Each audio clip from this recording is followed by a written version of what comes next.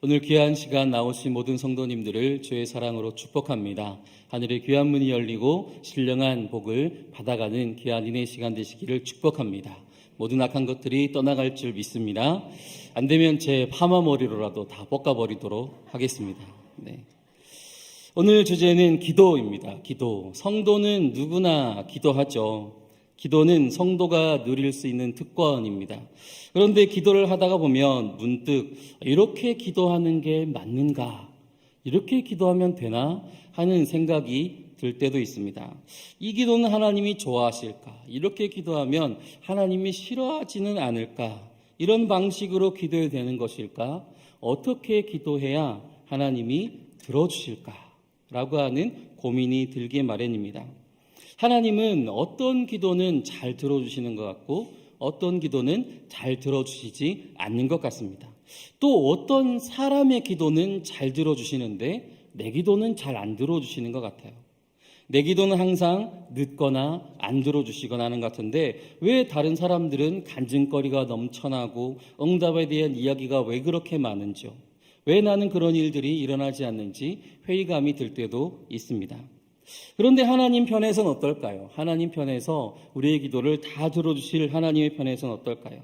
전 세계에서 아마 하나님이 가장 난감해하는 기도를 드리는 나라가 우리나라가 아닐까 생각합니다. 왜냐하면 우리는 빨리빨리 응답받아야 되거든요.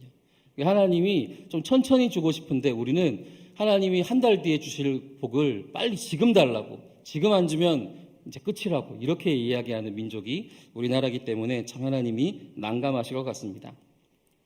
취업 준비 중인 아들이 있습니다. 그 아들을 위해서 어머니는 열심히 기도하죠.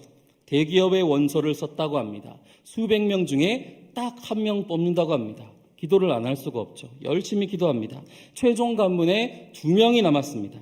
2명이 남았는데 문제는 상대편 어머니도 교회를 다닙니다. 상대편 어머니도 열심히 기도합니다. 하나님은 누구의 기도를 들어주실까? 한 명 합격하는데 2 어머니 다 기도합니다. 하나님 난감하시겠죠. 누구의 기도를 들어줄까? 그런데 상대편 어머니가 반칙을 했습니다. 금식 기도한 거예요. 네. 페어플레이 해야 되는데 금식 기도는 아니잖아 하면서 이 어머니는 기도원에 짐 싸들고 들어가서 기도하기 시작합니다. 하나님은 과연 누구의 기도를 들어주셨을까요? 그리고 그 결과가 하나님이 기도에 응답하신 것일까요?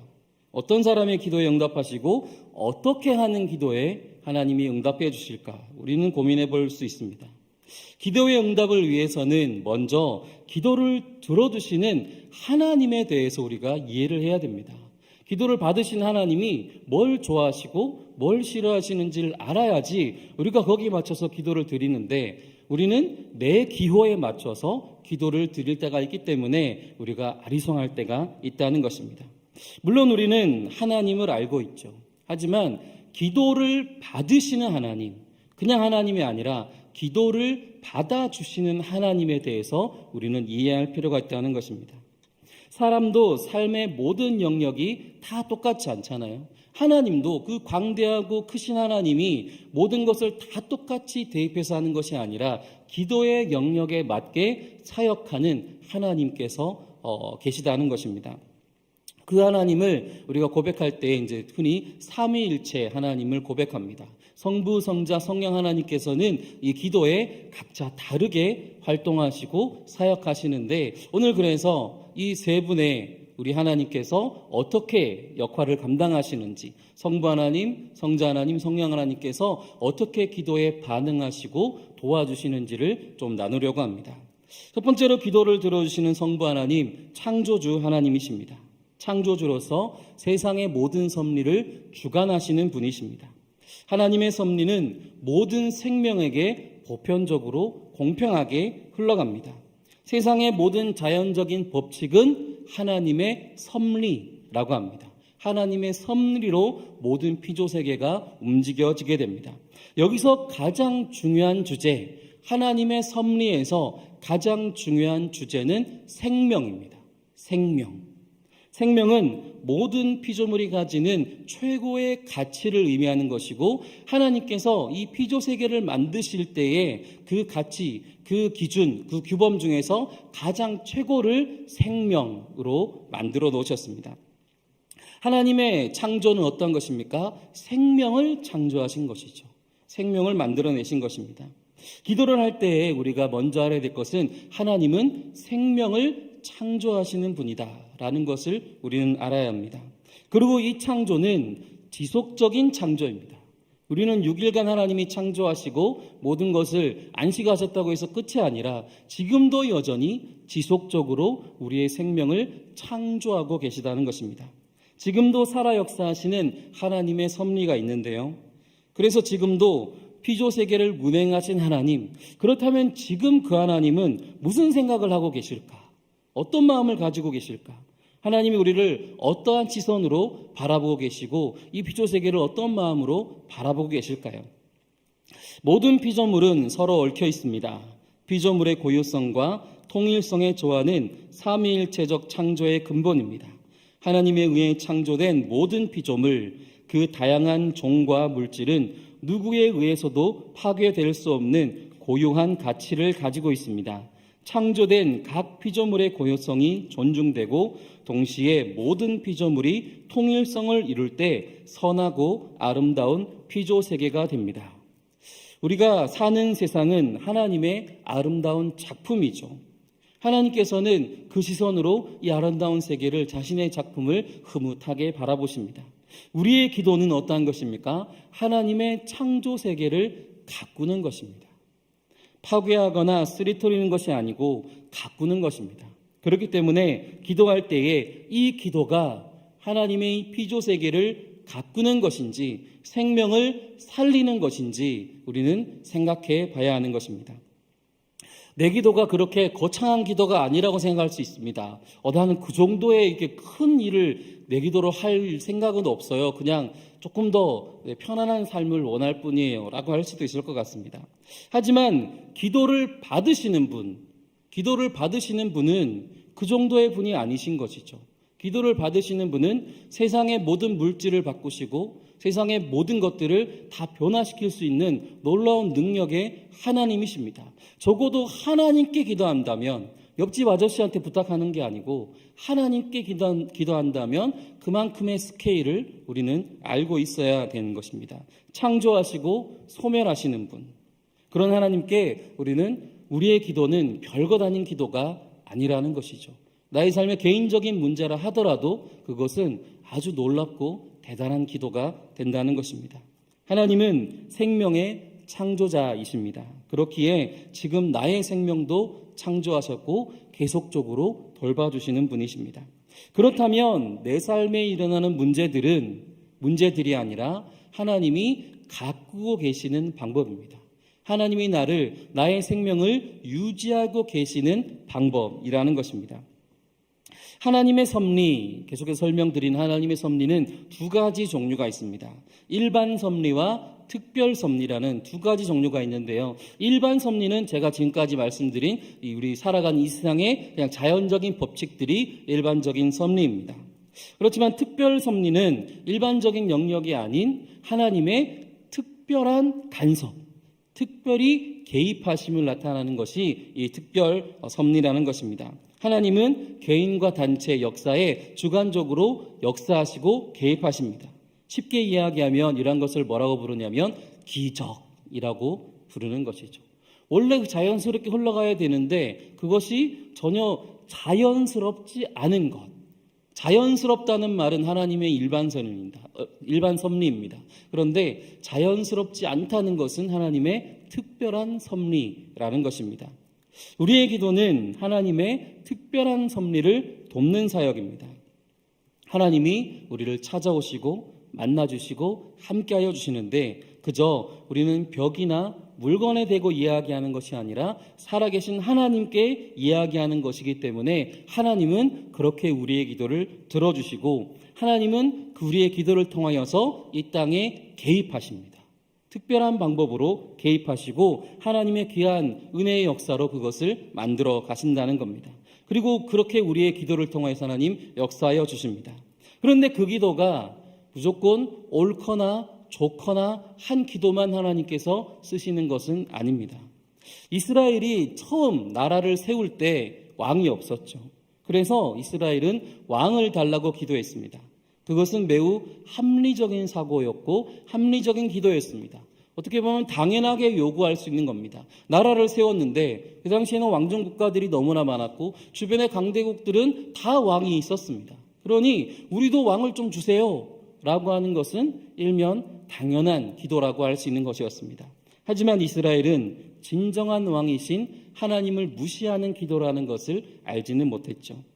하지만 하나님은 그 기도를 들어주십니다. 그 기도가 잘못되었다. 너희가 왜 그렇게 하느냐? 난 너희를 버리겠다. 그렇게 하지 않으시고 그 기도를 들어주셨습니다. 인간의 무지로 인해 발생한 기도였고 하나님을 무시하는 듯한 기도였음에도 불구하고 하나님께서는 그 기도를 들어주셨습니다. 그것은 마치 요셉이 그의 형제들에게 고백한 것과 같은데요. 창세기 50장 20절 당신은 나를 해하려 했으나 하나님은 그것을 선으로 바꾸사 오늘과 같이 많은 백성의 생명을 구원하게 하시려 하셨나니. 아멘.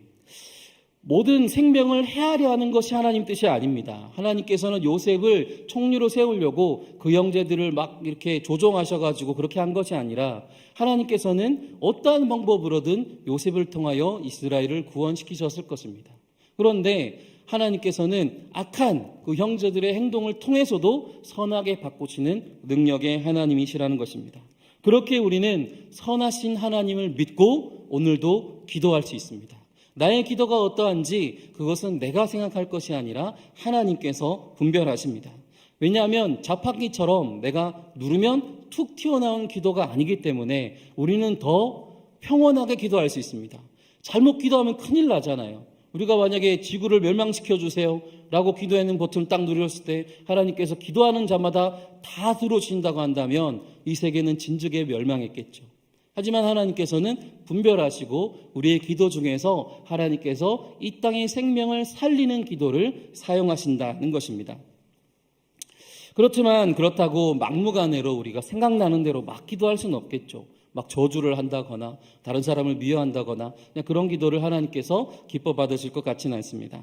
이때 우리의 기도를 도와주시는 분이 계시는데 바로 성령 하나님이십니다. 성부 하나님이 생명의 창조주가 되신다면 기도를 들으시는 성령 하나님은 우리의 기도를 이끌어 주시고 인도해 주시는 하나님이십니다.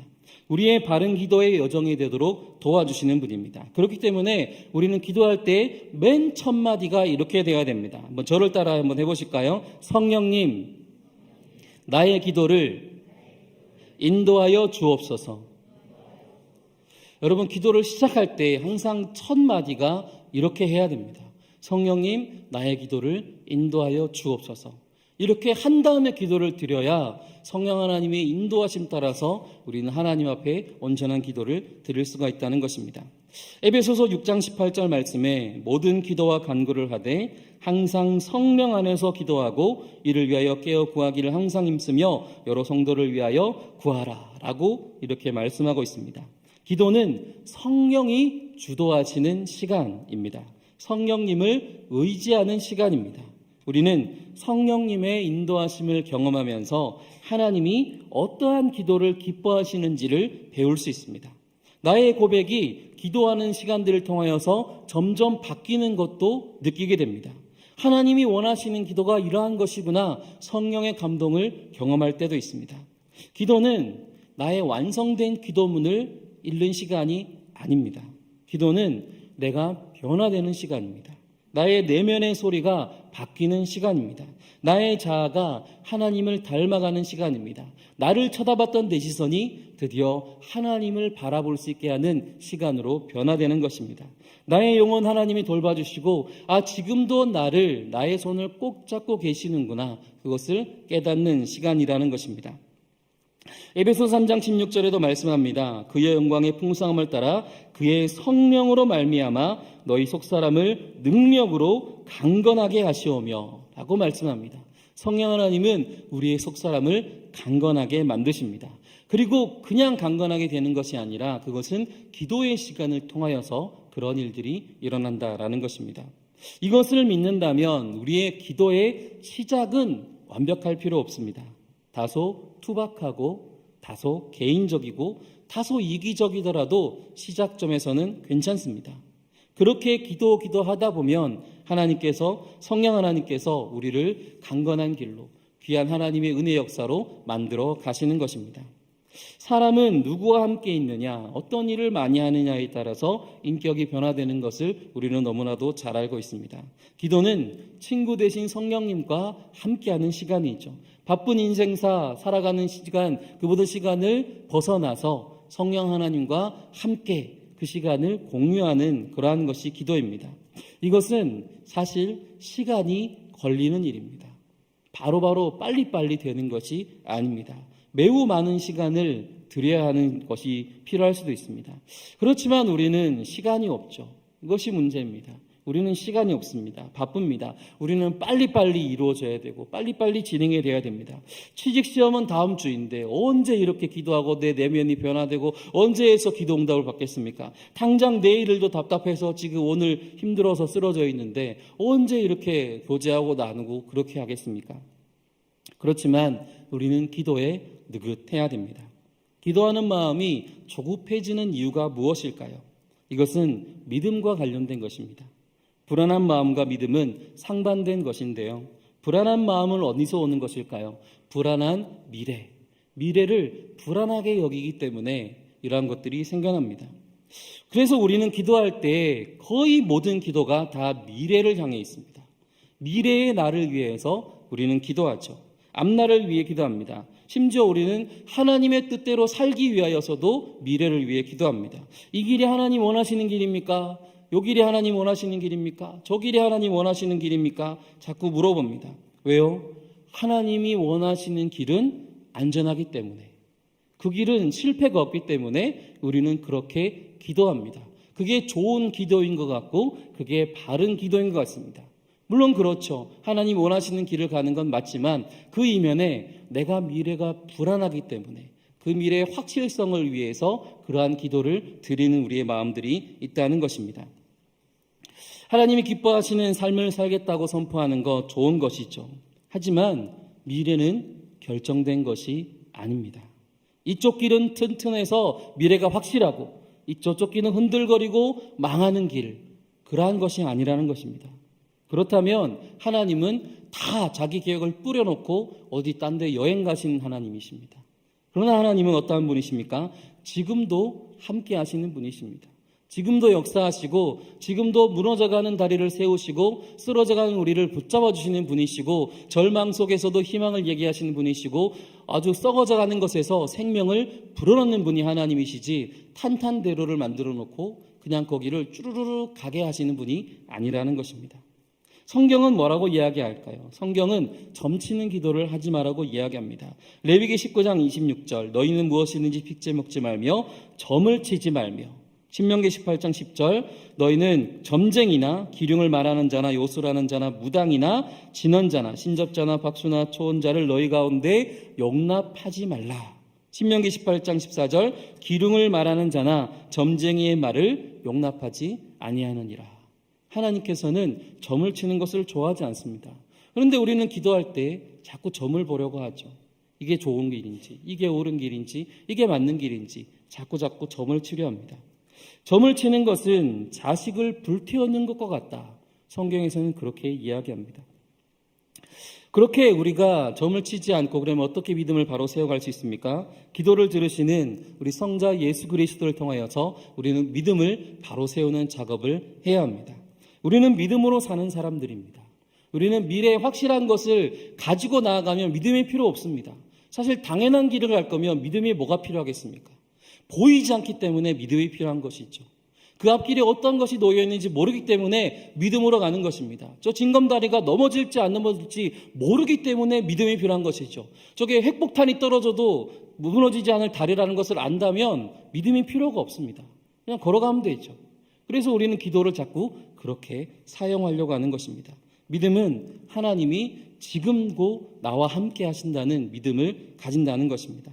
항상 내가 너와 함께 하겠다라고 하시는 예수 그리스도의 약속을 믿는 것입니다.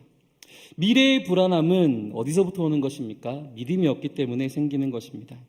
우리는 하나님이 원하시는 길을 알려주시기를 기도하는 것이 아니라 지금 나와 함께 하시는 하나님을 신뢰하는 고백이 필요하다는 것입니다. 자꾸 미래를 바꾸려는 기도를 할 것이 아니라 지금 나와 함께 하시고 지금 나를 움직이시고 지금 나에게 세임 주시는 그 하나님을 경험하는 기도를 해야 된다는 것입니다. 하나님이 원하시는 뜻을 그러면 어떻게 알 수 있을까요? 하나님 원하신 뜻대로 살아야 되잖아요. 그것은 기도할 것이 아니라 말씀을 펼쳐들고 읽어야 합니다. 기도는 맞는 도깨비가 아닙니다. 기도는 모든 것을 담을 수 있지만 모든 것을 해결하려고 만드신 것이 기도가 아닙니다. 하나님의 뜻은 하나님의 순전한 말씀 속에 다 담겨 있습니다. 말씀을 읽어야 하나님의 뜻을 알 수 있는 것이죠. 기도를 하다가 중간에 전혀 읽지도 생각하지도 않은 말씀이 그냥 떡하고 떠오르지 않습니다.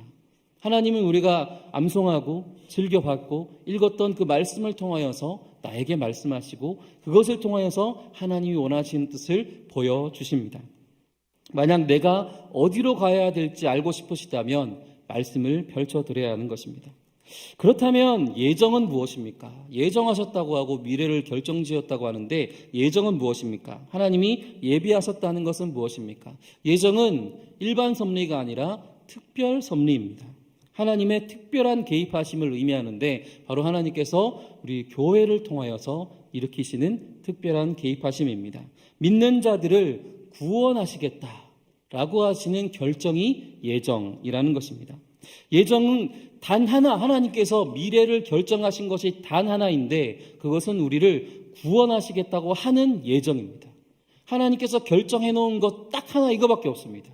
우리가 걸어가야 될 길, 저 길 걸어가면 좋고 이 길 걸어가면 망하고 하나님은 그런 걸 결정해 놓지 않으셨습니다. 단 하나 우리를 구원, 그 생명책에 기록하신 것, 그 하나만 하나님께서 결정하셨다는 것입니다. 그래서 우리는 구원에 있어서 너무 평안할 수 있습니다. 감격과 기쁨 가운데 나갈 수 있습니다. 내가 죄인임에도 연약하고 부족함에도 실수하고 넘어짐에도 불구하고 하나님은 나를 절대 포기하지 않으시고 나를 구원하시고자 결정하셨다는 것. 그것이 미래에 대한 결정이라는 것입니다. 우리는 이것을 결정했다는 것을 알고 있으면 그 밖에 다른 미래가 걱정할 게 무엇이 있겠습니까? 어떻게 가든지 그 끝이 무엇인지 알고 있다면 그 가는 여정들이 우리는 힘든 여정만은 아니게 될 것입니다. 그 밖에 하나님의 어떠한 섭리, 미래는 결정된 것이 아닙니다. 하나님께서는 그 모든 것들을 다 열어놓으셨습니다. 그렇기 때문에 우리는 기도하는 것이죠. 기도는 하나님이 결정해 놓으신 미래를 맞춰가는 게 아닙니다. 하나님과 함께 미래를 창조해 나가는 것입니다. 그래서 기도는 어마어마한 능력이 있는 것이죠. 하나님의 창조 역사에 함께하는 능력, 그것이 기도에 담긴 능력입니다. 그래서 기도의 모든 여정은 실시간입니다. 지금 즉시 우리가 기도하는 그 선포를 할 때 놀라운 일이 생겨나고 벌어지는 것입니다. 아브라함이 모리아산에 가서 자기 아들 이삭을 바치려고 합니다. 그런데 칼을 빼어들고 바치려고 할 때에 순양이 나타나는 것이지 그 가운데 못해 먹겠다, 하나님 그냥 내려갈게요 하면 순양은 나타나지 않습니다. 실시간으로 즉각적인 나의 기도에 어떤 고백이 있을 때에 실시간 즉각해서 반응하시는데 우리는 마치 그것이 하나님 미리 예비해 놓으신 것들을 보기 때문에 우리는 다 결정해 놓은 것처럼 보이지만 그게 아니라 하나님은 신비한 방식으로 하나님은 미래를 같이 만들어 가신다는 것입니다. 하나님의 역사는 그렇게 이루어집니다. 먼 미래에 일어날 일에 대해서 우리가 기도하는 것을 이야기하는 것이 아니라 현재 나의 기도, 현재 나의 고백, 현재 나의 영혼의 상태를 이야기하는 것입니다. 기도는 나의 믿음을 세워가는 훌륭한 도구가 됩니다. 기도는 나와 동행하시는 하나님을 신뢰하게 만들죠. 그렇게 하나님은 삼위일체로서 우리의 기도를 도와주십니다.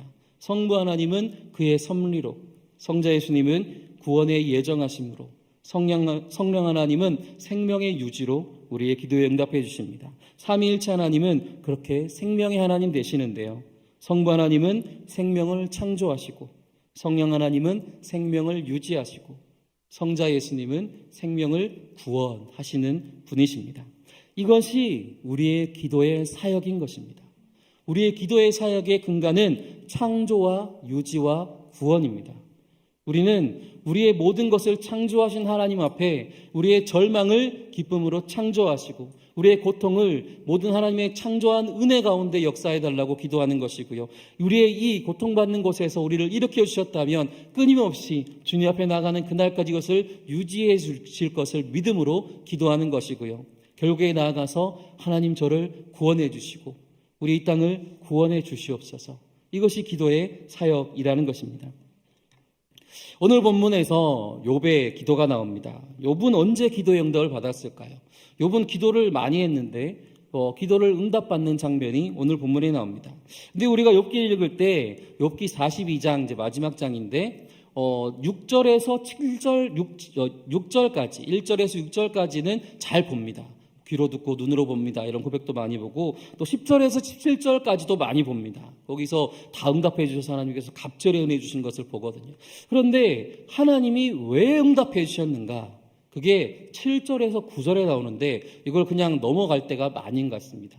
하나님께서 왜 욥의 기도를 들어주셨을까? 하나님께서 왜 욥에게 갑절의 은혜를 주셨을까? 이게 바로 7절에서 9절에 나오는 9절의 말씀입니다. 하나님은 처음에 욥의 세 친구에게 진노하셨다고 이야기하죠. 7절에 보면 그런 내용이 나옵니다. 여호와께서 욥에게 이 말씀을 하신 후에 여호와께서 대만 사람 엘리바스에게 이르시되 내가 너와 내 두 친구에게 노하나니 이는 너희가 나를 가리켜 말한 것이 내 종 욥의 말 같이 옳지 못함이니라 라고 이제 소두가 생겨나게 됩니다. 하나님께서는 이 세 친구에게 진노하셨다고 이야기합니다. 이 제 친구는 그럴듯한 말로 자꾸 이야기를 합니다. 타당한 말로 자꾸 이야기합니다. 하지만 하나님이 보시기에 그것은 좋은 것이 아니었다고 말씀합니다. 그래서 하나님은 욥의 친구 중에 엘리바스를 찾아가서 그에게 이야기합니다. 너가 욥에게 가서 욥과 함께 번제를 드려라 라고 이야기하십니다. 그리고 욥이 너희를 위해 기도해 줄 거야 라고 이야기합니다. 그런데 어떤 일이 생겼습니까? 욥기 42장 9절 이에 대만 사람 엘리바스와 소아 사람 빌닷과 나아마 사람 소발이 가서 여호와께서 자기들에게 명령하신 대로 행하니라. 여호와께서 욥을 기쁘게 받으셨더라 라고 하는 고백이 나옵니다. 욥을 기쁘게 받으셨더라. 하나님은 욥을 기쁘게 받으셨습니다. 욥이 생명을 살리는 기도를 했기 때문입니다. 친구였지만 자기를 무시하고 지적하고 공격했던 친구 아닙니까? 어떻게 그 친구를 위해서 그냥 아무 일 없던 것처럼 품어주고 기도할 수 있습니까? 하지만 욥은 그렇게 했다는 것입니다. 그들을 용서해주고 품어주고 함께 번제를 드리고 함께 하나님께 이 친구들을 용서해 주세요 라고 기도를 드렸다는 것입니다. 그리고 그 모습을 하나님은 너무도 기뻐하셨다는 것이죠. 너무도 그 모습을 보고 그제야 욥이 변화가 된 것을 하나님께서 인정해 주신 사건이 됩니다. 그 전에 6절까지 욥이 고백합니다. 내가 귀로만 듣던 거 눈으로 봤습니다. 그렇게 말은 많이 할 수 있죠. 내가 하나님 뜻을 알겠습니다. 하나님 무엇을 이야기하시는지 다 알겠습니다. 하지만 실제 하나님이 기뻐하시는 모습은 내가 깨달았을 때가 아니라 내가 누군가를 위해 기도할 때였습니다. 내가 정말 원수 같게 여겼던 사람, 내가 품에 안아줄 수 없을 것 같았던 그 사람을 위해서 기도할 때 하나님은 그 모습을 기뻐하셨다. 그리고 그 기도를 들어주셨다라고 오늘 말씀에서 이야기합니다. 올해 우리 충일교회의 표어가 뭡니까? 담장을 넘는 충일교회입니다. 여러분 담장들을 많이 넘으셨습니까? 담장을 다 잘 넘으셨습니까? 그런데 하나님은 우리에게 물어보십니다. 그런데 넘어서 뭐 할 거야? 넘어가서 뭐 할 거니? 이제 넘어졌는데 그래 너희가 그렇게 기도하길래 내가 넘겨줬어. 넘어가서 뭐 할 거야? 라고 이야기합니다. 우리 내년도 표어가 뭔지 아십니까? 충주를 품는 충일교회. 우리는 그렇게 답변합니다. 하나님, 우리가 담장을 넘어서 이제 충주를 품으려고 합니다. 우리는 그렇게 기도드리겠습니다. 우리가 내년 한 해는 충주를 품는 기도를 하나님께 드리겠습니다. 그 충주가 나에게 해준 것도 없고 그 충주가 마치 새 친구처럼 나를 힘들게 한다 하더라도 그래도 나는 기도하겠습니다. 나의 이웃이 나를 힘들게 한다 하더라도 내가 저들을 위해 기도하겠습니다. 저는 기도의 사람이 되겠습니다. 저는 생명을 살리는 기도를 하겠습니다. 생명을 유지시키는 기도를 하겠습니다. 생명을 구원하는 기도를 드리겠습니다. 그렇게 하나님께 우리는 고백을 드릴 수 있는 것입니다. 그럴 때 우리에게도 하나님께서 놀라운 일이 일어날 거야 라고 말씀하시는데요. 오늘 보면 10절에서 말씀합니다. 욥이 그의 친구들을 위하여 기도할 때 여호와께서 욥의 곤경을 돌이키시고 여호와께서 욥에게 이전 모든 소유보다 갑절이나 주신지라. 욥은 이걸 위해 기도하지 않았습니다. 욥은 자기가 잃어버린 것들을 위해 기도하지 않았습니다. 그냥 저 친구들을 위해 기도했을 뿐입니다. 그런데 하나님 그 마음이 너무 흡족하시니까 다른 것들을 다 채워주시는 겁니다. 너희는 먼저 그의 나라와 그의 의를 구하라. 그리하면 내가 이 모든 것들을 너희에게 더해 주시리라. 그것을 경험하는 기도가 오늘 욥이 했던 기도라는 것입니다. 우리가 기도할 때에 우리는 삼위일체 하나님을 고백하는 기도를 드려야 됩니다. 생명의 하나님, 우리를 유지시키는 하나님, 우리를 구원시키는 하나님, 또 우리가 충주를 품으며 기도할 때에 또 우리에게 우리의 자신에 있는 모든 공경도 하나님께서 다 물리쳐 주시고 극복하게 하시는 하나님을 경험하게 될 것입니다. 우리의 간구보다 하나님은 더 크신 분입니다. 나의 기도보다 하나님은 더 놀라우신 분이십니다. 하나님은 나의 부족한 고백보다 더 우리를 사랑하시는 분이십니다. 하나님은 나보다 더 이 땅을 사랑하시는 분이십니다. 오늘 나의 기도가 그렇기 때문에 하나님은 반드시 응답하고 들어주실 것입니다. 우리 이 땅을 위해서 기도할 때에 하나님께서는 반드시 그 기도를 사용해 주실 것입니다. 왜냐하면 그것은 하나님이 더 원하시는 것이기 때문에 그렇습니다. 그렇게 하나님이 기뻐하시고 하나님이 좋아하시는 기도를 올려드림으로 우리의 기도를 사용하시고 실시간 나의 모든 삶의 행위들을 통하여서 하나님께서 우리의 미래가 어떠하든지 나의 미래가 앞길이 어떠하든지 나의 모든 형편이 어떠하든지 나의 흔들리는 삶과 상관없이 지금도 나와 함께 하신 하나님, 나와 함께 그 생명을 유지시켜 주시고 나를 구원하신 하나님을 만나는 귀한 오늘 은혜의 시간 될 수 있기를 간절히 바라겠습니다.